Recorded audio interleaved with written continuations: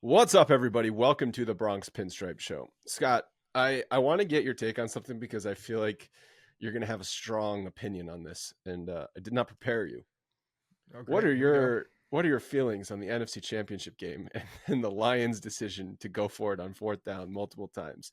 And I was listening to sports radio earlier this week as I was driving Harrison to daycare, and they were just talking about how those were pure analytical decisions by the Lions front office. I guess they have one of the biggest nerd teams in the NFL. And it just got me thinking of all of the hours we spent on this podcast screaming about the Yankees analytics department making decisions for on-field things. Well, if that's the case, then the Lions analytical department just tends to go for fourth down every single time because Yeah, I no, think that's what they do. they went for the highest. It's also Dan Campbell being Dan Campbell. I mean, the guy likes to push it. My thoughts are if you're gonna kick the field goal and make it a 3 possession game in the first half, you should probably do the same thing in the second half when there's less time on the clock. Yeah, To quarter and a half to go in the NFC yeah, Championship game. that's the big thing. So I think a little bit of the moment got to Coach Campbell, and there are a few other ones. The timeout at the end of the game when they were holding their timeouts was probably the most egregious decision of them all, giving their defense zero chance unless they only had to recover the onside kick. But yeah, I was hoping, man. I wanted the Lions to win. I was rooting for the Lions to too. That would have been an awesome story for the city of Detroit. And Yep, not that I have any rooting interest in any of the teams left in the at that point left in the playoffs. But yeah, that would have been fun. It just brought back feelings of Yankees making decisions in postseason games when you're like, this is a divisional series game or a 1-game wild card or a ALCS, and you're managing it like it's a 162 game season because analytics say to do something, and it got me angry again, even though it was a football game. I think it's a little different in the sense that like there's such a moment where in football, because of the down and distance and all that, it plays differently into where in baseball it's so matchup dependent, one-on-one matchup dependent, that it's hard to equate them as in the same vein. Like you have to have a feel for both. And I think Campbell went for a feel at one point rather than going with the smart decision of making it a 3 possession game. But it's good, as a Jets fan, with my job being, around a whole bunch of football guys, it's made me appreciate the entire league way more. Thank God, because being a Jets fan is not fun, and it makes you not like football. So I can take my blinders off a bit and just watch the sport and listen to really smart guys talk about the sport in a way that is relatively it's not skewed towards a team. It's completely unbiased, but it comes from a player's perspective, which is really interesting to me as a fan. It's made me more of a football fan than, necessarily a Jets fan, which is the lens I had been looking at it for a long time, which is a much nicer, existence at that point, because you're just like, let's see some good football. Let's watch some good competition rather than what's going to happen next. And it's easier to do that for football than it is baseball. Baseball fans, you tend to be more localized. You look at it through the lens of your team, since you have to follow your team very closely throughout the 6-month season and then the playoffs. But as to segue into our first topic, decisions like that remind me of making a decision based on numbers, even though, like, pulling a starting pitcher who's dominating in a World Series game, even though it's the 5th inning, because the numbers say to do that. Blake Snell, who we'll start there with the Yankees offer to him last week. We talked about a 6-year, $150 million offer, even though at the start of the offseason he was asking for 9 years and $270 million. So that's a giant gap. There has been reports all over the place this week that the Yankees and him have stopped talks. There's no negotiation. There's no middle ground. Other talks have said, maybe a shorter deal is in play for him. It's just all over the place. It is all over the place, and I mean, obviously, the speculation's running wild because we're 2 weeks away. 2 weeks away, and there's massive free agents still out there. Huge free agents happening still. So I'm really interested to see how this whole thing plays out and where guys are going to fall, and if these longer term deals that we expected to happen become shorter. Actually, that's not even true. the longer term deals really are coming from the agent side, and that's like the propaganda sent out by the representatives of the players. But I feel like, as we've talked about the remaining guys, like the guys that we've Bellinger, Snell, Montgomery, maybe a little bit less than, but these are shorter to midterm deals, and we're not talking 8-9 year deals that should be warranted for these types of players. I think we've been pretty consistent in saying, like, Snell and Bellinger, you feel a lot more comfortable if you're in that 5 year range, whether it's plus or minus a year, and getting some crafty options in there to make everybody feel good. But these 8-9 year deals for the guys that are remaining, maybe Jordan Montgomery could warrant that, just because of I think he's got some more No, but he's juice 32 years old too, right? Isn't he he's, entering I his can't 32? believe he's 32. But I think he's entering his age 32 season. I think he'll be 32 this. Okay, well season. then yeah, that makes sense. But he's always a guy that I think we were at, like, no matter, he just feels like a 5-6 year guy just because of his talent level too. But talent level, and also, yes, he's had a really good season and a half, but prior, like, the track record is not there for Montgomery as much as it is for Blake Snell. Blake Snell has two Cy Young awards, so he's in a more of a position to demand a 9-year contract, even though I don't think he's worth it, than Jordan Montgomery is. But like, Bellinger is the interesting one because he's only 28 years old. Yeah, but so again, the way age that dictates. The seasons have no, I know age dictates. Age dictates. Yeah, longer term contract for him, but he's not going to get 9 years. And if anything, a short deal for him, he can take another chance like he did with the Cubs the first time around, signing a short term deal, play well again for those short years, and then hit free agency again. Right now, I pulled it. So there are still on the market Bellinger, Snell, Montgomery, and Chapman. Those 4 names all have projected WAR this coming season of 3.5 or better. Those are all very high quality players still out there, and we are 2 weeks away from pitchers and catchers. Yeah, no, it's crazy. Usually, when you look at precedent, these guys have signed by now and are, working with their prospective teams in some regard, and getting ready for, what reporting looks like. So it's very surprising seeing them out there. But I do think that the Japanese players really threw off the market, and I think we're seeing the response from that, because nobody wanted to go after any of these guys until they were done. And then, the asking price, I think, was just too much. And maybe it's the agents looking at what was happening and understanding that the price was really high for for the front end of the market, but the back half of the market, as far as time and the guys that are remaining, are just, they're not hitting the same value prop as what we saw, the initial guys signed for. So just on Montgomery. Montgomery turned 31 in December, so he will pitch. This is his 31-year-old season. Okay. So it's still, I don't think he's getting that long-term deal. Yeah, I feel like he's that old, honestly. I know. The conversation with the MLB free agency, it's just, there was the circus around Ohtani and Yamamoto signing, and that happened back to back, and then it's basically been crickets otherwise. I know we've talked about this before, but like, would baseball benefit from a signing window, or you get some sort of benefits, or if you don't sign within that window, some sort of penalty, just to speed up this process, just to make it a little bit more exciting of a baseball offseason, rather than having 4 free agents, not to mention all the other guys that aren't above 3.5 WAR. It's about to be February 1st, and they don't know what spring training camp they're going to be reporting to. Yeah, I mean, I think it does affect the game at some point, right? Especially if you're not reporting on time, the guys get delayed in some capacity, depending on when they actually do sign. You and I agree on this one. I think that a window, having a window and an actual deadline for signing these guys, does make some sense. And I think it would make things more interesting. It puts a lot of interesting pressure on different places, which I think would be entertaining for everybody, and probably drive the cost up, to be honest. But it would be a fun game of chicken to watch, knowing that there's a deadline. I don't know what would be better. I would say giving teams benefits for signing within that window would be more incentive to get the deals done than penalizing them for not signing within that window. You agree? Like, maybe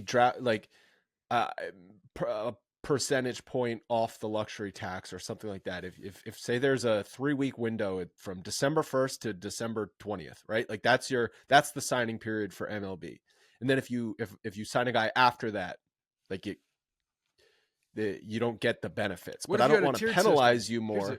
Here's a You and system. your freaking tier system. Yeah, what if you had a tiered system where if you're at the top half of spending or top half of luxury tax, you get penalized, but if you're at the lower half, you get incentivized for going out and doing that. Or some maybe players wouldn't like that though, because none of this will go to the players. The players, I think the CBA is the big problem here. Nobody wants that window because they want the time to negotiate. Wouldn't the Players Association want a window though? Players don't like the fact. I don't think the Players Association. But I don't think the Players Association likes that there's all these free agents and it's February. Yeah, I mean that's fair, but I think at the same time you could look at the downside of it too from a player side. If you have to, if the teams have to negotiate within a window and then they're getting to the end of that window and then they're getting penalized, well, maybe that's taking dollars. No, that's why I'm saying incentivize them for signing in the window. Incentivize the teams for getting deals done in the window. So you're saying don't penalize at all after the window, only incentivize for before. Not penalize, but like it just goes back to normal. You don't get the incentive unless you sign within that window. Yeah, all right, that's not bad. All right, so it's a Blake Snell stuff. Bob Klapisch wrote an article that there was no middle ground for the Yankees and Blake Snell, and he kind of alluded to that the Yankees' offer of $6 and $150 was just for show, and that he theorized Steinbrenner has budgeted roughly $25 to $28 million for AAV for another pitcher or another player, but let's call it a pitcher, and they just spent 18.5 on Stroman. That leaves roughly 10 million left over to get another player. And Klapisch, I don't think he just throws shit against the wall. I think he has inside sources. Brian Cashman is his inside source. So I think he's writing this from a place of I'm in the know. You're not going to get an impact starting pitcher for anywhere remotely close to that. No, you'd have to get a one inning. But what I'm saying is Hector Neris is a guy that would fit that bill. It fits that money, and they did not, make a competitive offer apparently because he signed for within that range. Right, but what I'm saying is that the Yankees would have taken Blake Snell if he took their 5-6 year $150 million deal, which is $25 million AAV. But because they knew that wasn't realistic, they just pivoted to getting Stroman, and then they have another $10 million to work. But that doesn't mean you're going to be signing Blake Snell or Jordan Montgomery or bringing in a player that's going to be making 20 plus million AAV. He said Corbin Burns would be a candidate to fit in there, even though that would slightly put them over that budget just because it's only a 1-year commitment of one more of arbitration. So I assume this conversation is happening after Yamamoto signed, because that was not the case with Yamamoto. Yes. Yamamoto being the exception, and that's where. But what was Yamamoto's AAV? Yamamoto's AAV was in that range, right? 30.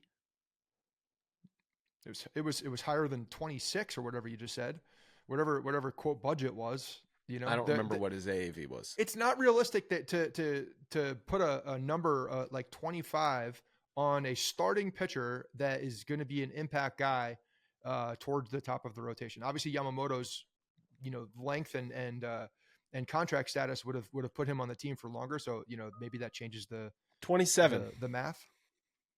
Okay. That was the offer or the sign?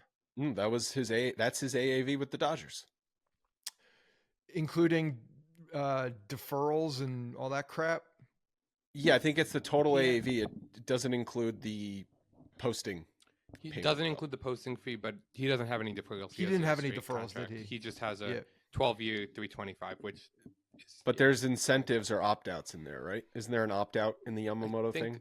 I don't think there's an opt-out. I think the weird... Oh, no, there's an opt-out in the Imanaga deal with the Cubs. There is an opt-out in the Yamamoto contract, but it's only if the GM or the owner, right? Personnel, like it's personnel. It's but also isn't if he has like Tommy John or something? Doesn't something happen if he has surgery? He has options if he has surgery, which is a strange thing. His options in his contract are really odd, and they're after like the 6th or 7th year or something. No, I think they're even later than that.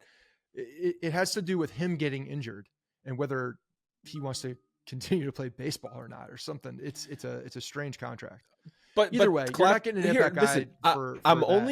I'm talking about this because I know for a fact, like I don't know for a fact, but like I'm pretty confident that Brian Cashman and Bob Clappish are He's been they wrong this talk. offseason. Okay, he's been wrong, but Clappish and Cashman are close. Okay, he wrote that book about him a couple years ago. Like he's not making this up that the budget of $25 to $30 million for another player was probably there.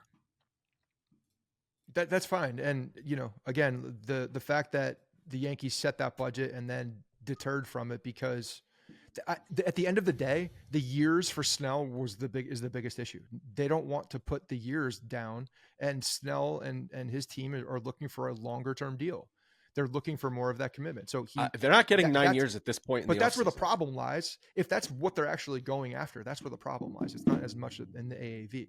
I think the Yankees would probably go higher on the AAV if it was a smaller contract, a shorter contract. Which is, there's been rumors of a 3-year, $120 million deal, which would be $40 million AAV.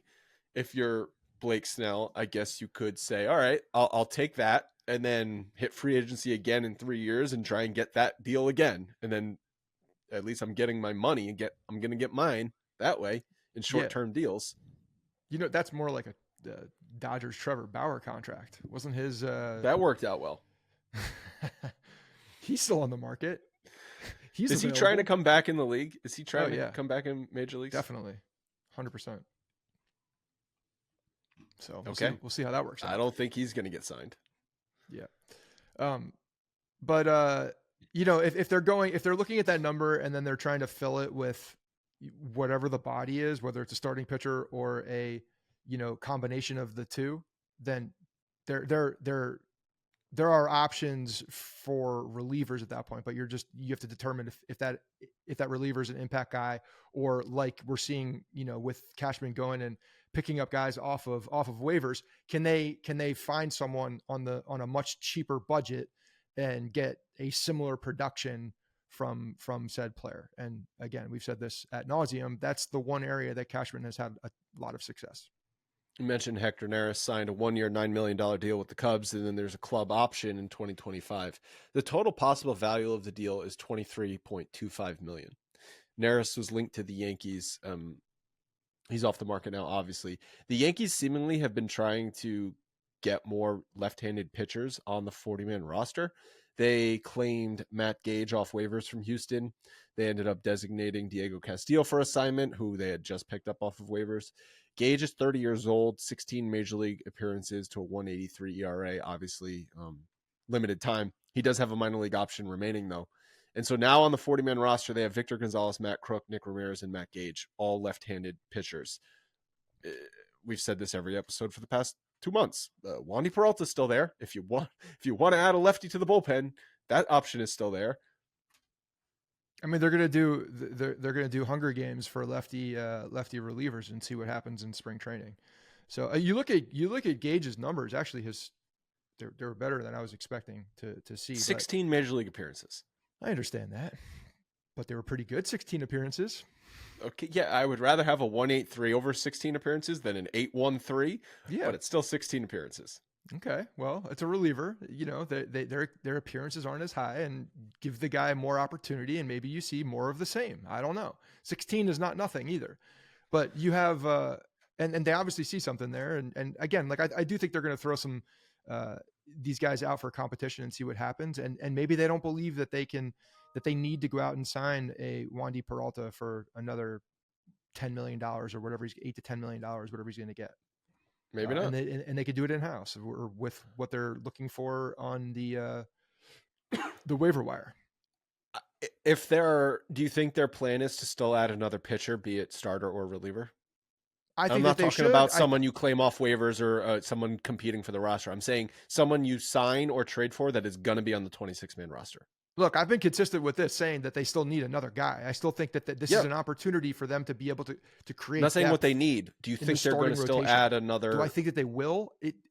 I think he's going to be opportunistic. If there's a deal coming around, if some of these guys that haven't signed all of a sudden become a value and they're looking for they flip the script and they want or they'd be amenable to a shorter term deal with a higher AAV, but less control. of a long-term contract, unless, dependency on paying them for 5 to 6 years, then yeah, I could see it happening. They need it. What I still point think does they that need it happen though? Because pitchers and catchers report Valentine's Day. That's 2 weeks from now. So that deal has to get done between now and then for the pitcher to be in camp when all the other pitchers are coming to camp. Yeah, but I think pitchers can probably take another couple weeks to figure it out. They're still throwing on their, on the side, and I don't think it's a imperative thing that a pitcher is in camp at the exact time. If it's a guy that has a proven track record and and will contribute, significantly to this team. If he's a veteran guy, he's going to get ready. You have to you believe that, right? So I don't think that time frame. I think the market's going to dictate when one of these guys starts signing.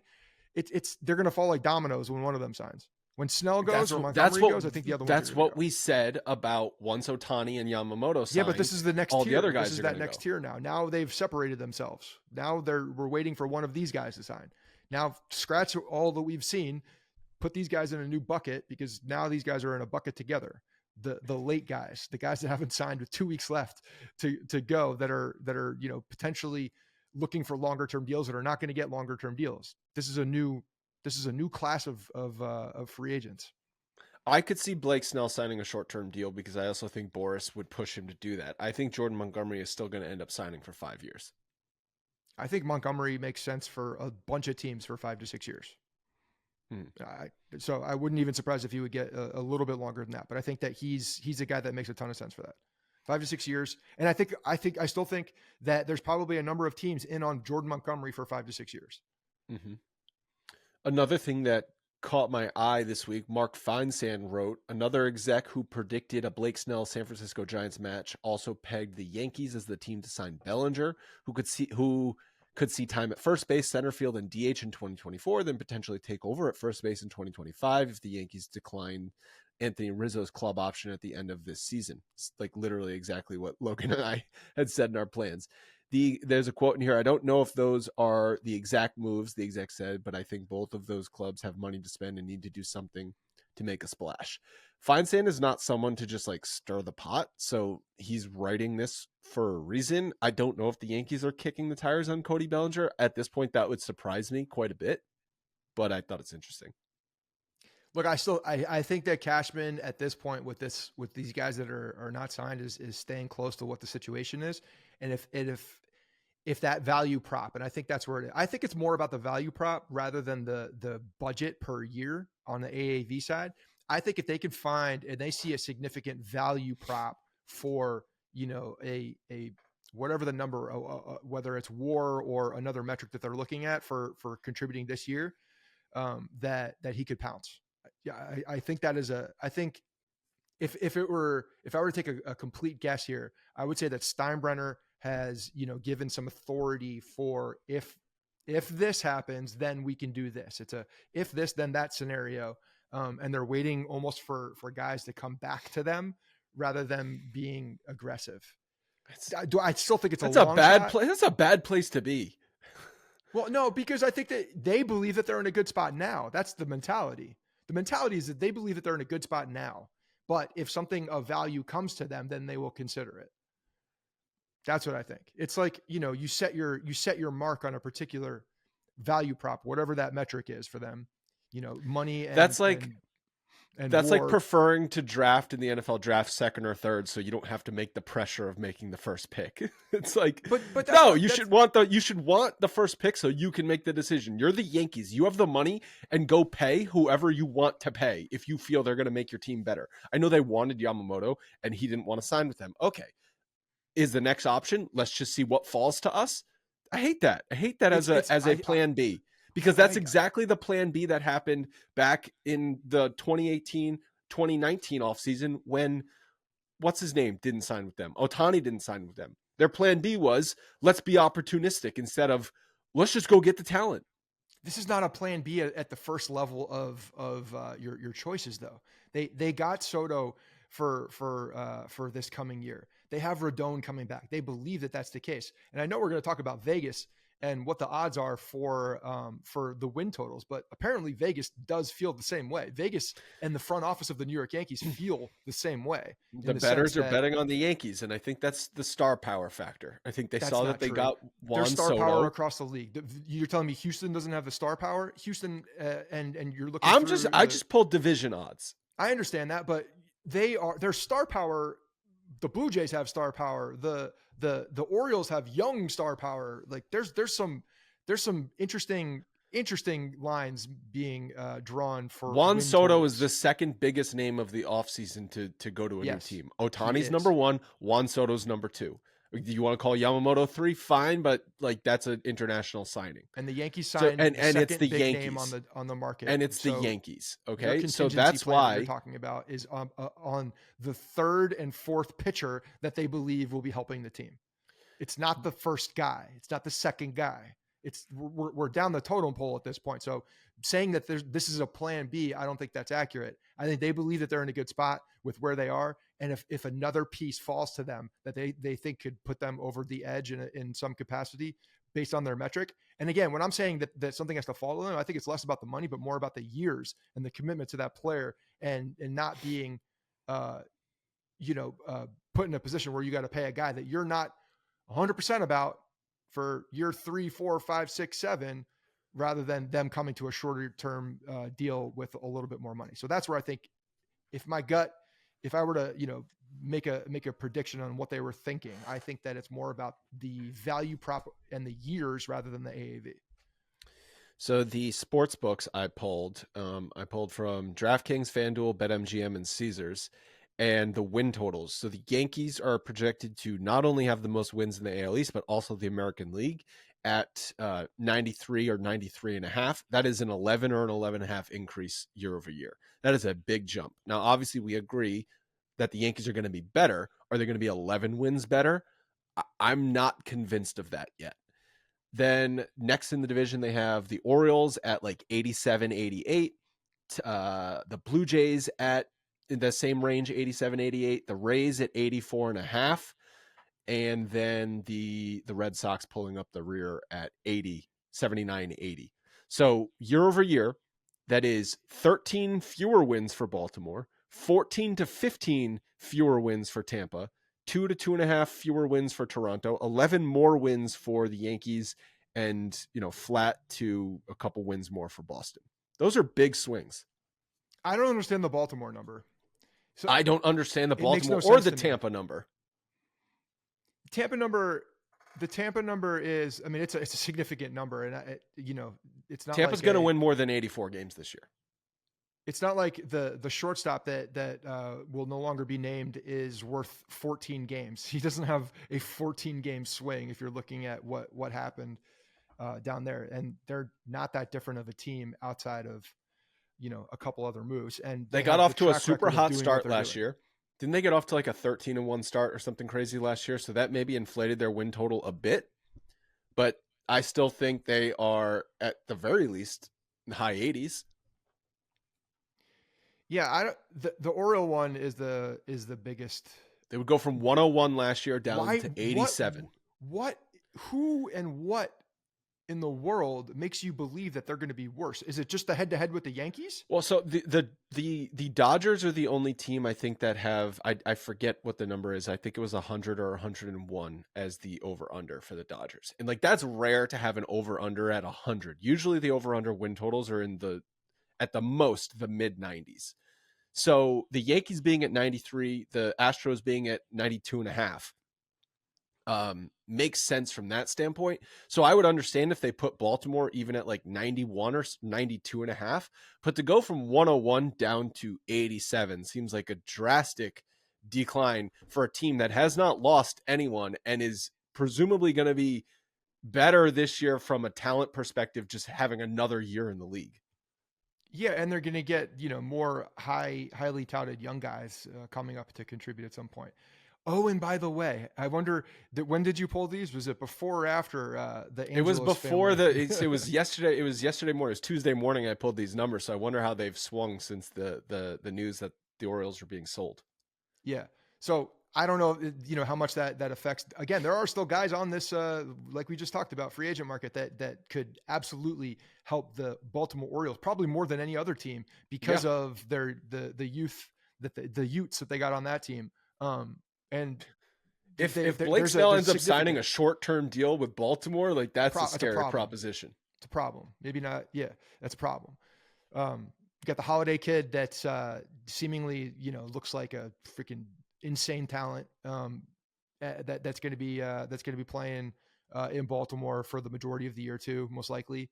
So they're on a trajectory that's going up. And I understand you can't win, 100+ games every single year. It's a lot to ask, but the swing doesn't make sense to me. And I'm wondering why this is. Vegas is not usually this far off. Like, this is a major swing for even, you look at the gap between the rest of the teams in the AL East with the Yankees. That tells me that they believe. Do you think the Yankees are 5 games better than the Orioles going into the season? No, I do not. And that's why that if Vegas believes, I think Vegas and Brian Cashman and Hal Steinbrenner are on the same page. They believe that the injuries were a significant factor and that these injuries are not going to happen again. And if you look at that total, that's exactly what it says to me.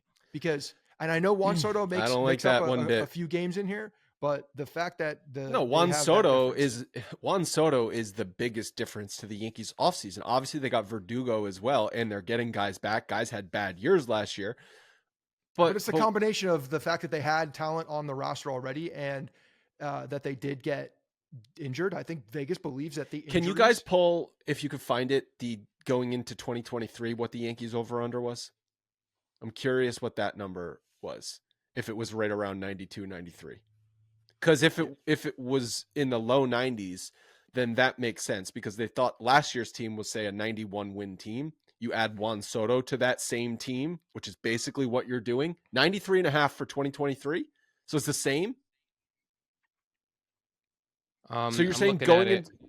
But again, you have to look at the teams around you also. But Baltimore wasn't expected to win 100 games last year. I get all that. Yeah. This article has like 5 different betting sites, and they all were 93.5, except for one of them was 93. Yeah, I know that teams around you are going to obviously factor in because you're playing. That's who you have to beat in order to get those win total, which is even more of a reason. Like, the AL East is so competitive. Other than the Red Sox, who are a dumpster fire, every other team in the division is competitive. Yeah. You're not playing as many games against them. That's the difference. You're still playing most of your games against them. Still playing a lot of games against them. So... Yeah, and the Yankees, the NL West is coming into town. So there's, if you look at the NL West is a between obviously the reigning champs and the Astros and the Mariners. Like, that's not an easy division to play. Those are 3 tough teams. So strength of schedule. I mean, if you look at strength of schedule compared to some of the other teams in the American League, I'm curious as to where that lies. It's still the over under for the Yankees, given what they did last year, just screams that Vegas believes they were a little unlucky, and they added the best offensive player available. Yes, and I have some other Fangraphs projections that I want to get to relate to that. But before we do that, Factor is here to help you eat healthy in 2024. There are a million reasons that eating healthy is difficult. Busy schedule, work, kids, no time to go to the grocery store, no time to cook, or you might just have some food cravings. With Factor, you don't have to worry about any of those because they deliver ready-to-eat meals to you every single week. The process is super easy. You go on their website and choose from over 35 delicious meals each week. Highly skilled chefs prepare the meals. The food gets delivered to you. It is always fresh and never frozen. You can store it in your refrigerator, and then when you're ready to eat it, you pop them in the microwave for 2 minutes, and then you enjoy. Factor has options for keto, calorie smart, vegan, veggie, and much more. They have over 55 add-ons, juices, smoothies, snacks, so you never get tired of what you're eating. The subscription options are also flexible. You can change your delivery order every week with plans from 4 to 18 meals, or you can pause or reschedule whenever you want if you're going to be on vacation or something like that. I said this last time, but the chorizo chili that they sent me was my favorite, so much so that I ordered more of it because it was delicious. Factor is no prep, no mess, just delicious food. Head to factormeals.com/Bronx50 and use code Bronx50 to get 50% off. It's half off of your order at factormeals.com/BRONX50. Factormeals.com/Bronx50. Got your own. You got your own bathroom down there in the basement For the chorizo chili? No, I don't. I got to go upstairs. Oh man, that's tough. That's a tough walk. Funny. So I want to ask, these are a couple Fangraphs projections that I pulled, and then I just never got to last week. And I want to ask you, like, gut check. Would you be okay or disappointed if the player had this season? Yeah. Anthony Volpe, 228 batting average, 307 on base, 409 slugging, a 98 WRC plus, 2.7 WAR produced, 20 home runs, 70 runs in 143 games. I would expect better numbers. So you'd be a little disappointed. Yeah, and there's a caveat to this. I think the 20 home runs. I don't care. That's what he did last year. I understand that. I would rather him take away from some production and increase the plate discipline, bat to ball, get on base, just be more of a guy that gets on base and can cause. He's going to be hitting ninth. Havoc. He's probably going to be hitting ninth in this order. I don't need him to hit 20 home runs. I need him to get on base more than 307. I think if you were to hit 15 home runs and increase that OBP and batting average, he needs more hits and he needs to get on base. I think that if you increase that OBP, I think his batting average is going to go up because I think the OBP is directly affected by strikeouts. I think that's a big piece of this. And if he can cut down his K rate, then I think that all will take care of itself and you'll see those numbers. And maybe the home runs just stay where they are because that's what he is. But I would expect the on-base percentage to be higher than that for sure, and the batting average to be higher than that. I think he's definitely closer. We talked about this last year. I think, we saw flashes of him being better. He's a 260 hitter. Maybe even better than that as he improves as a God, I hope he turns into better than a 260 hitter. I know 300 hitters don't exist anymore, but like he needs it. If he's going to be a shortstop for the Yankees for the foreseeable future, he needs to hit higher than 260. Yeah, no, I get it. I think you look at Glaber's numbers and you probably put Volpe a little higher on the on-base percentage, a little lower on the production, but not that far off. So Glaber's numbers projected this year: 270, 342, 457, a 122 WRC plus, 3.9 WAR, 25 homers, 85 runs in 149 games. This is almost identical to 2023. It's like the numbers are off by margins. And you look at the difference between them. I mean, the projection for a 342 and a 307 on base percentage, that's a significant difference, And look at the batting average difference and the slugging percentage. I know, but I expect Volpe's to be much closer to what they're projecting for Glaber. But again, this is, is that in year number 2 of the player, or is that closer to where I probably expect him to be career wise? Like I think career wise, once he hits his stride, I don't think he's going to be a 300 guy. I think he's probably going to be closer to like 280. But I think he needs to live 280 is the new 300. Yeah. But on OBP, like I think he should be at 350. I think that's where he should be. If his batting average goes up 30 points, his on base percentage goes up 30 points. Yeah. Well, they're going to correlate for sure. Because a 307 on base for 228 batting average isn't horrible. Like that's actually like, what's that?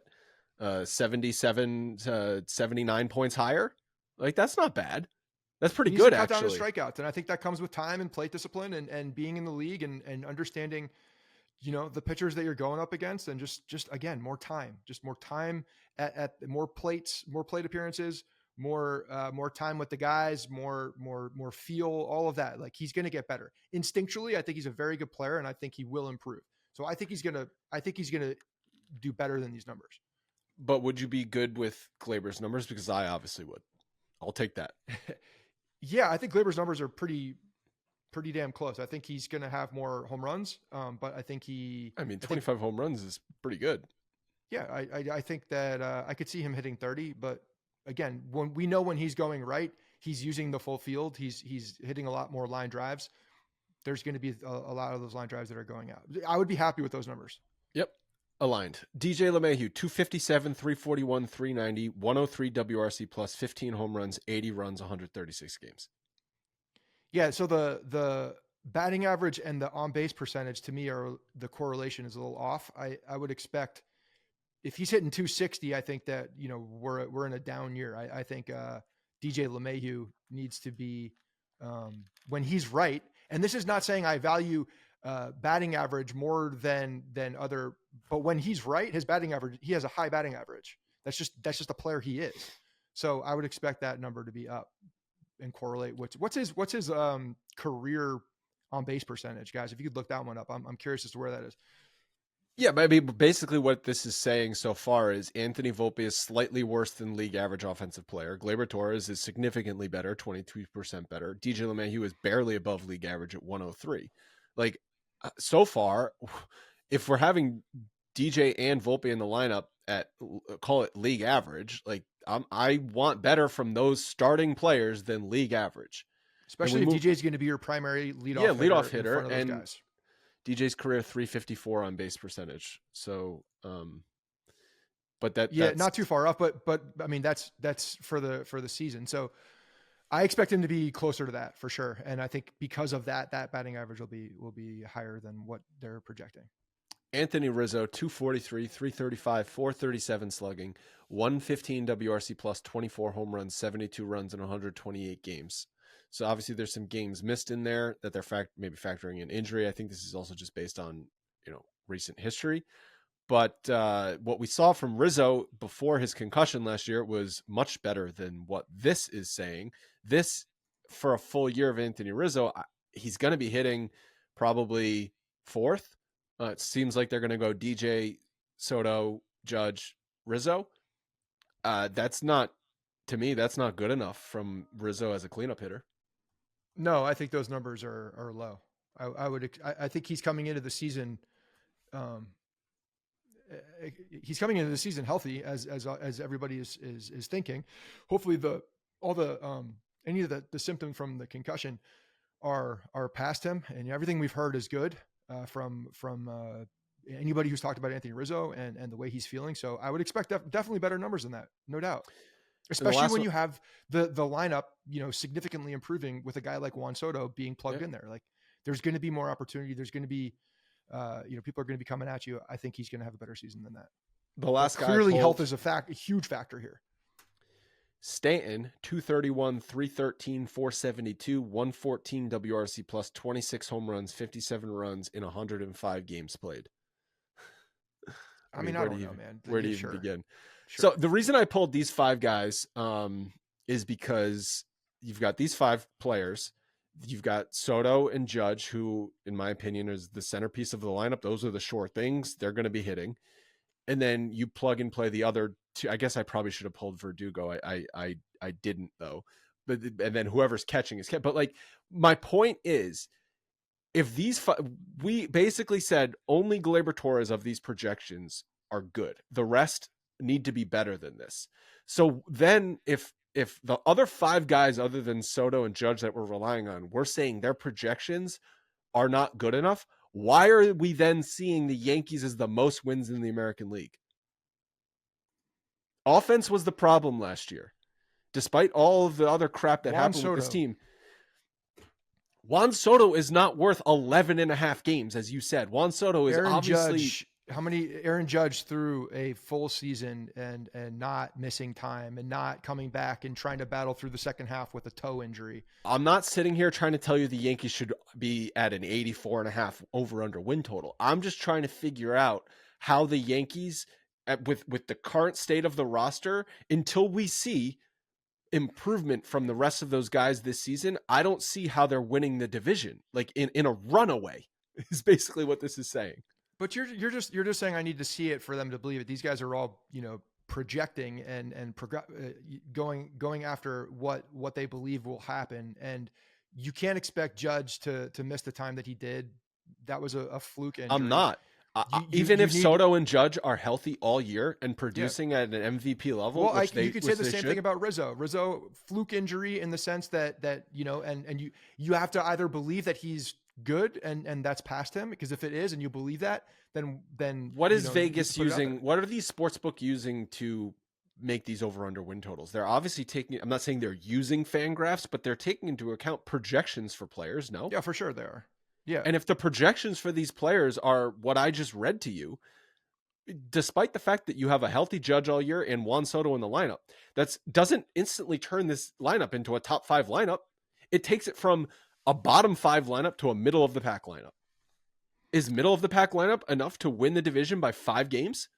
I mean, like you said, the numbers that we didn't pull on here, like Verdugo's not in there. And if you expect Verdugo to be I'll pull up Verdugo right now. Just think about the guys that were trotting out in the outfield last year. Think about that. And then it was a dumpster fire. That's also, why the offense also Jason awful. Dominguez, coming back mid-season. And I mean, how do you factor? I mean, come on. If you look at him and you compare him to one of the replacement players that the Yankees had put out in the second half of the year, you can do that. You can look, okay, you can start going levels deeper. Here is Verdugo's projections. And I also think Carlos Rodon's a big piece of that. 267, 327, 417, a 107 WRC plus with 13 home runs for Alex Verdugo projected. That's nothing special. He doesn't need to be that special. He needs to turn the lineup over toward where he's going to be. Yeah. My only point is that I think the sum of these. How about this? Can I frame it this way? Is bigger than the rest of the. Go ahead. Of the 5 guys we reviewed plus Verdugo, call it 3 of those 5 need to have better than projection season if the Yankees are going to win the division. Yeah, that's fine. That's my point. Well, then they need to do that. Yeah, they need to. These are tough projections, honestly, for these guys because of the injury factor from last year, and I think Vegas is seeing that. Okay, well, I like that Vegas. It's always a safe bet when you bet on an injury player to stay healthy. It's when you look at the type of injuries, and again, the injury players you're looking at from last year. Other than Rizzo, not in that pack. Rizzo was a fluke concussion injury, and so was Judge. Judge was a fluke injury. Yep. And then Soto, who is not an injury guy. Soto's not an injury, but Judge is.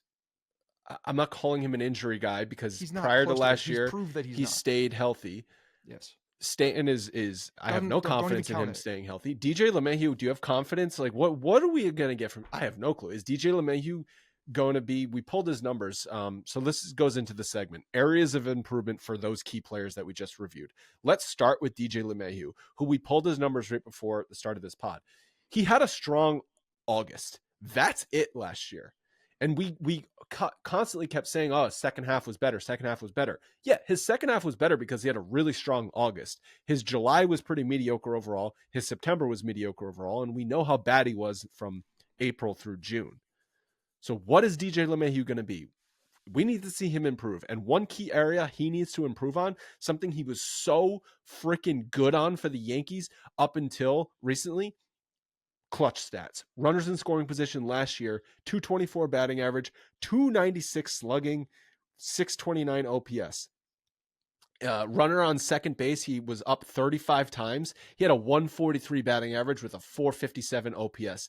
12 appearances with the bases loaded. He had a 334 OPS. He was a complete no-show with runners on base last year, which is why he was so good for the Yankees in his first 2+ seasons.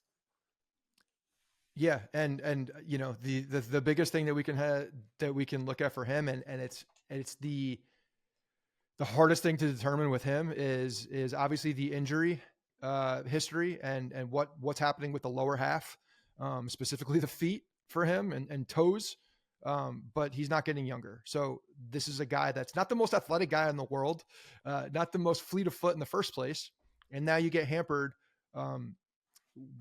There's no way to determine how he's going to do and how Father Time is going to come. But everything that we're seeing second half, I know that September wasn't as good, but having a strong August, it looked like that he was a different player and looked like the health was coming back. September was just a weird month for the Yankees also. So I don't know. I don't know how he's going to age. Before that injury, I always thought that DJ LeMahieu would age gracefully within the game of baseball because he's a guy who can spray the ball, from foul line to foul line. He works the counts. He's fundamentally sound in every possible way. Again, he's not the flashiest of athletes by any means, but he does everything really well. And when you get hampered by an injury that takes away your mechanics and he's one of the more mechanically sound guys out there. Instinctively, he's one of the best out there. When you have something that you can't control and Father Time starts saying, hey, guess what? You can't do those same things that you did. You can't rely on your pure athleticism because that's not what got you here. Then we don't know. We're going to have to see how it plays out. If that foot becomes an issue at some point, if it is a nagging thing, then I think these projections might be a lot closer than we think. And he might be that guy, and he will not age gracefully if injuries are taking his lower half. He needs his lower half so badly. Whereas you guys see a guy like Stanton, who is dependent on his upper half, doesn't even use his lower half, and they're like opposite players. So yeah, I agree with everything you said on LeMahieu, but unfortunately, if the projections are accurate and he's a 257, 390 slugging, 103 OP, he's not going to be the leadoff guy. Then we're going to see. You can't have him be the leadoff guy, and that's why I know that everybody is banking and taking it. And Judge talked about it at his charity dinner about DJ being the leadoff, Soto being the number 2, and Judge being the number 3. Great. That in a perfect world, that's awesome. Like, of course, DJ being the leadoff guy with DJ, being the guy that we expect him to be and want him to be and need him to be, and the guy that he has been, that's outstanding.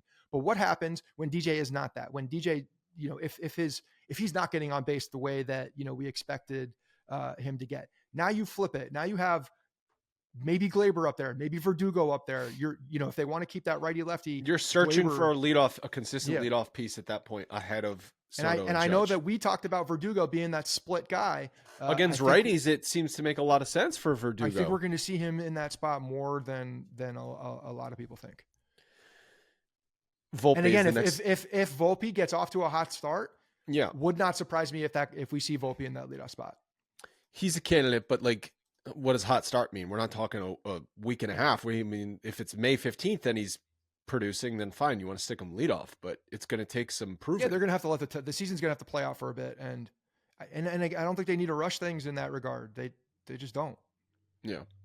Volpe, we want to see improve with his plate discipline. You talked about this in his projections. 228 hitter, 307 on base percentage. It's just it's not good enough from your starting shortstop, a consistent piece in this lineup. So we're trying to pull some numbers from last year. His strikeout percentage was 27.8%. His walk percentage was 8.7%. It's weird because up until when was this? Where was it when he got put in the leadoff spot? Was that in May of last year? He went through month spurts. It was like a few different. It was earlier in the season. I want to say there was a point in the season like where mid-May. He wasn't getting a ton of hits, but he was getting on base a lot. He was stealing a lot of bases. He was walking a lot. The at bats were competitive. So we were saying, well, even though the hits aren't coming, like we expect those to come because he's getting on base. And if you're being selective at the plate and you're having competitive at bats, hits will come. And then quite the opposite happened. I think that the book kind of got out on Volpe a little bit too. And the pitching adjustments, were significantly harder for him to combat than what happened in the beginning of the season when, guys just hadn't seen him as much yet. I think they found out where his weak spots were and where he would chase, and they exploited that. So now is the opportunity for him on year 2 for Volpe to make those adjustments. And, do you believe that he's that cerebral guy that's going to make those adjustments, has the athleticism and the ability to make those adjustments within the league to account for the way that the pitchers are pitching him specifically? That's where it's on him now. Like, it's a chessboard, and he's got to make that adjustment. He's got to cut those strikeouts down.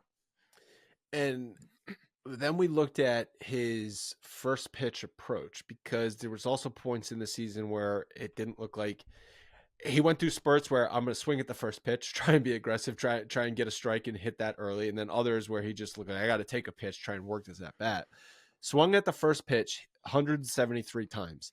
In at-bats where he swung at the first pitch, he hit 263 in the at-bat, which is better than his season numbers, to a 689 OPS. When he took the first pitch, that was 428 of his plate appearances. He hit 186 in those at-bats to a 657 OPS. So the OPS are close, better with the swinging at the first pitch. The batting average, significantly better when he swung at the first pitch. What does that tell you?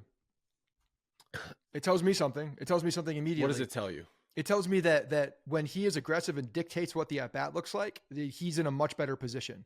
And when he does go after... That's probably true for every hitter. But yeah, but I understand that. But he's got the ability to make that contact when he's if he's looking for a particular thing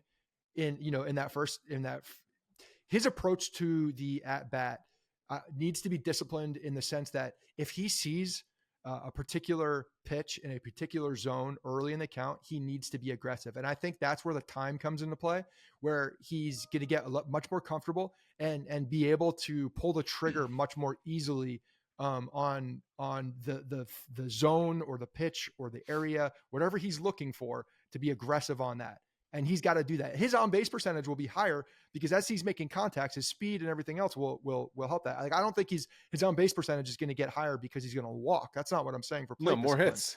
It's going to be more hits. Exactly. It's going to be him not chasing outside the zone when he's in a position down in the count.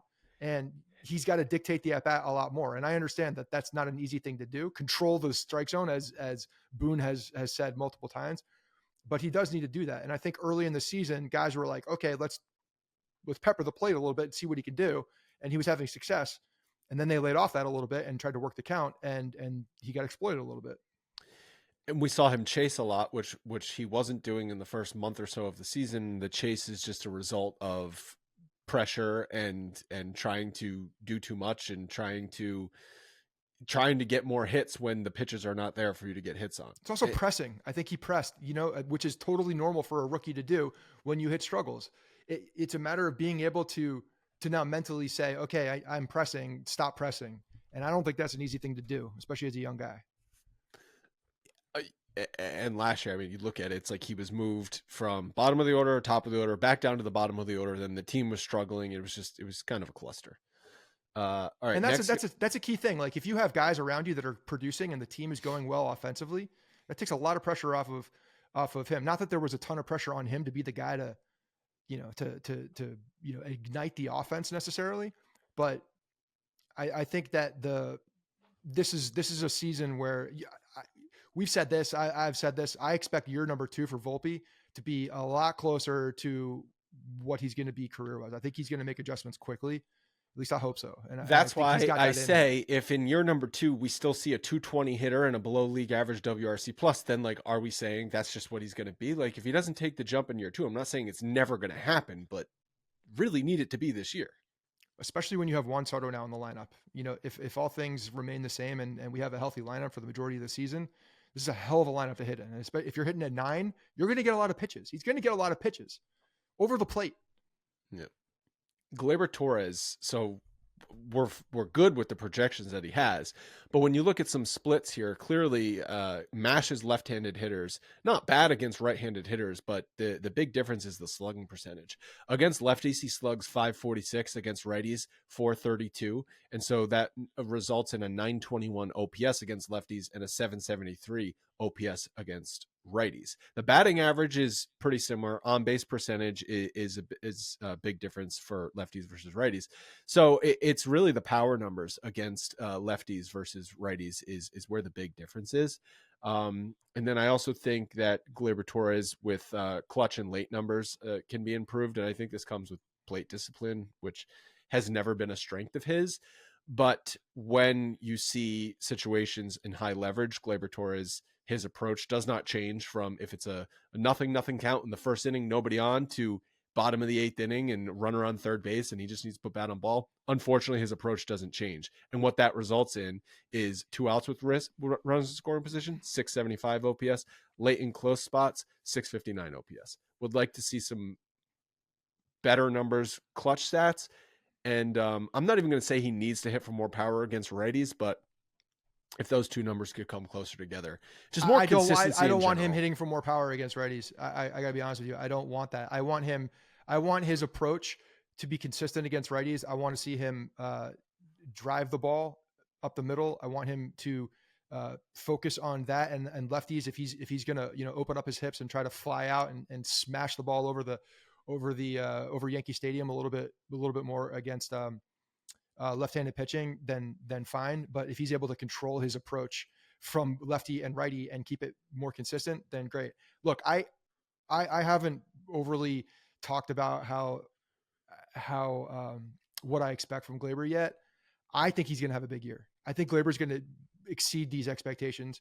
I think that he is poised, contract year, hitting in a really big production spot in this lineup. I think he's going to have a big year. I really do. And I think last year we saw more consistency out of him. We didn't see those peaks and valleys that we had talked about. And I know, one of the points of discussion for him is if you look at the numbers at the end of the day, at the end of the season, they're pretty close. But the big difference was his consistency. He didn't go through those huge dips and huge highs. Like he was pretty damn steady for a lot of the season. And frankly, he was, one of the Yankees' most dependable hitters last year. I expect him to have a really big year this year. And I love the offseason videos. If he's going to be hitting 4th or 5th in the lineup, though, a lot of runners are going to be on base because Soto and Judge are hitting ahead of him. Yeah. You need to see some better numbers with men on base. Some more consistency. That's fine. With men on base. He stays in that approach. He stays in that line drive approach. The ball's going to go out of the ballpark, and he's going to hit gaps, and he's going to drive in a lot of runs.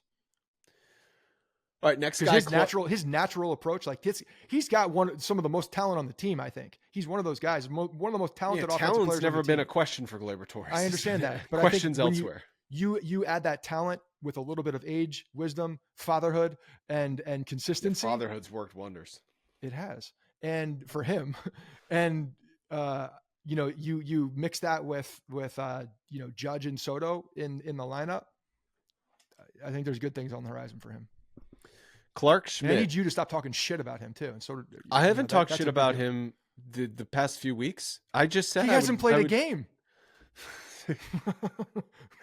Yeah, but I'm not gonna stop talking shit about Gleyber Torres if there's shit that warrants him to talk. I don't care if he's having just because he has a good game at the plate. If he has a catastrophic mistake on the base paths or in the field that cost the Yankees a game, why can't I talk shit about him?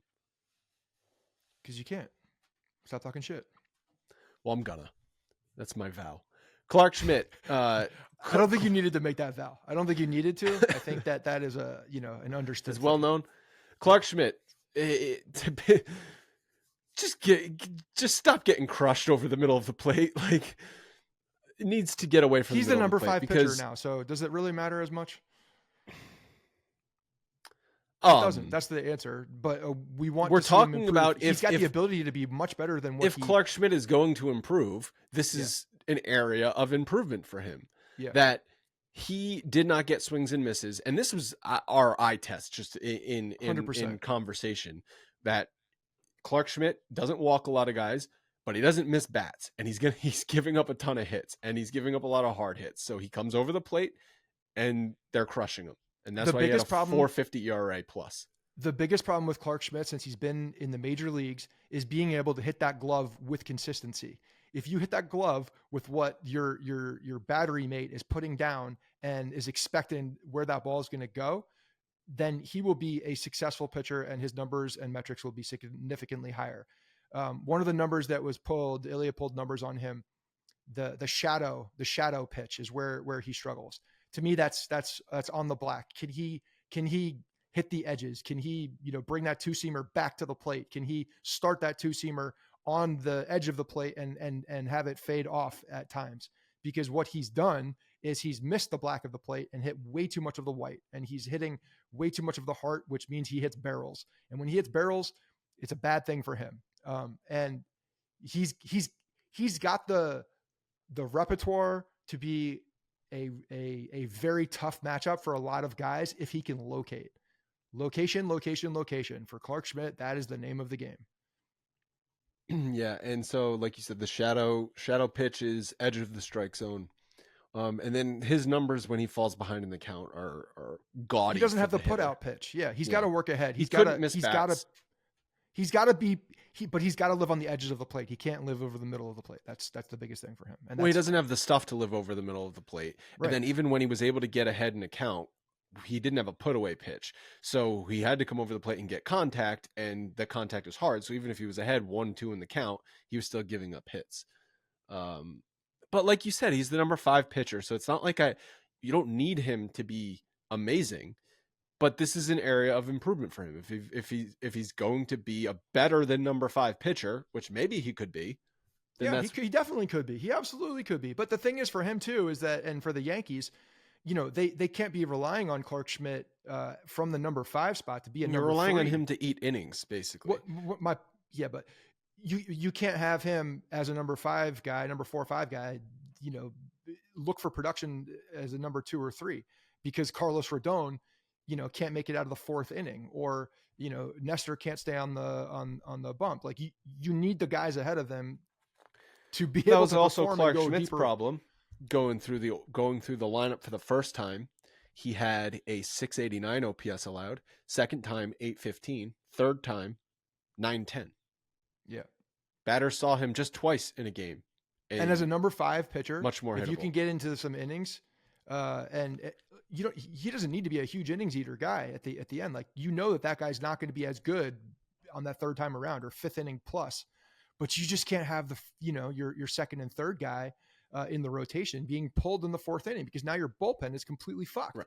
Your bullpen's there to pitch on the 4th and 5th days, not the 1st and 2nd days. Yeah. And that brings us to Carlos Rodon, who up until last year, his strikeout percentage was amazing.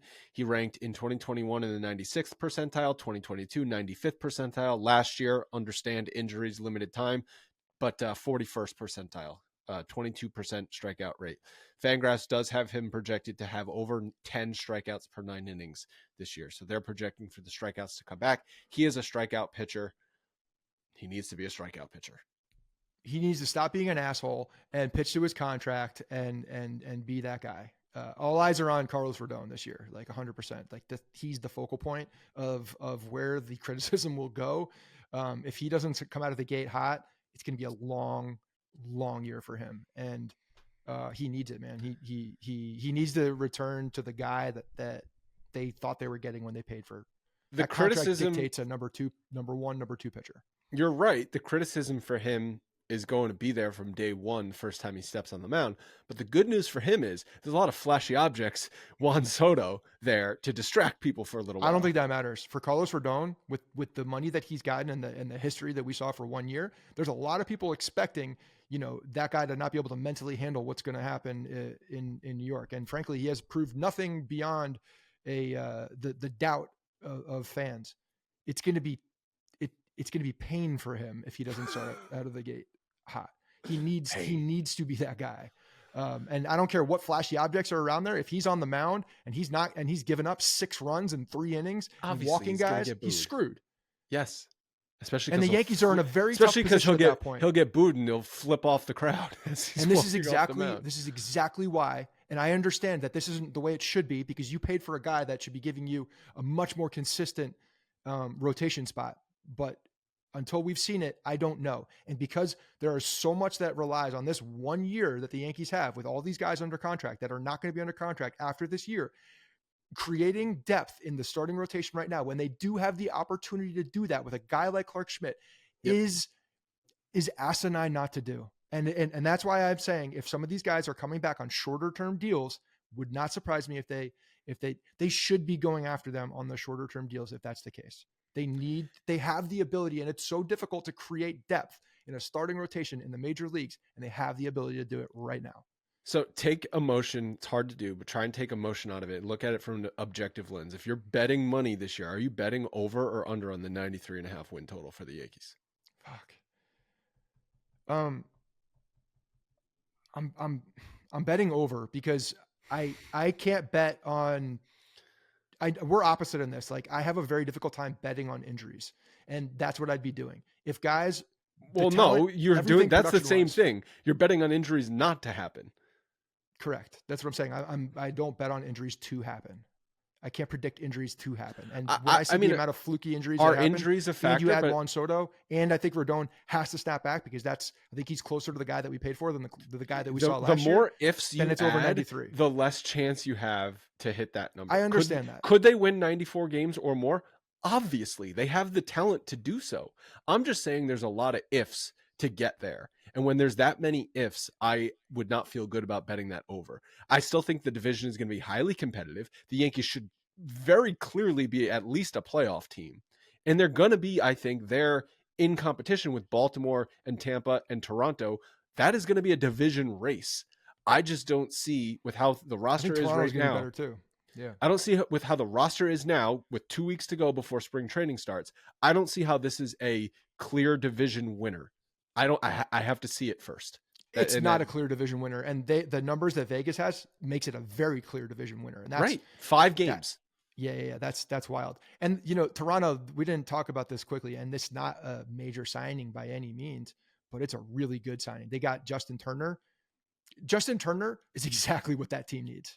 I mean, honestly, he is a professional hitter. I know he's getting older, but the guy still rakes and can hit. Yeah, you put him in a DH spot for Toronto, and he's just gonna do what he's always done. He's gonna hit. 39. He's a problem. He's 39 years old. Yeah, I don't give a shit. 39 years old. No, I'm not saying it's bad. I'm just like he's been around forever. He falls off a cliff, which we have not seen that yet from him. But he could. I mean, we've seen guys, you know, hit that 39-40 and then boom, that's it. But I don't know. He's just one of those guys, man, that just continues to hit. And when you have a team that's really young and as talented as that group, adding a guy like him, I think that's an X factor for that lineup. All right, that's going to wrap it up for today's episode. A couple weeks to go until pitchers and catchers report, so looking forward to that. Once again, check out factormeals.com/Bronx50 if you want some easy to prep, no prep meals. Talk to you guys soon.